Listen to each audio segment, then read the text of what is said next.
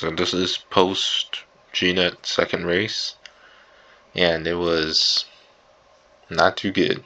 It was not too good. So as you probably saw from the video, it was a really bumpy ride. The penalties were not working, so I may have abused it a little bit. Maybe just a little bit. If it got like pushed off or something, or if I hit them while I was taking the turn, then I kind of took it. I kind of took the turn regardless. But anyways, I digress. Even with that, we may have done so good, and that was mostly because of how quali went.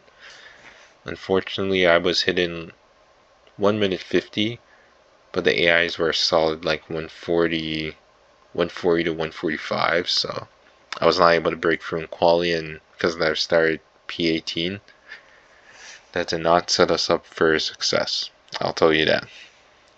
But we live, we learn. Now I kind of learned what I needed to get a little better.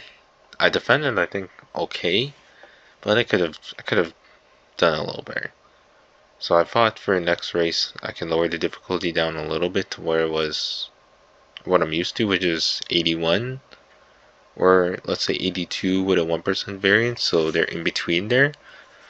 So it's still relatively the same, but not as high, so I have a better chance of quali. But other than that, yeah, the turns in Jeddah were a little challenging. It was definitely not my best track I'm more comfortable with compared to, like, let's say Silverstone or stuff like that. But it was still a really fun race. Like, I think that's something I want to do just for fun. Well, I mean, yeah, just for fun, even with the championship on the line. And want to do better. So hopefully we can do that in Miami, because that's gonna be the next one.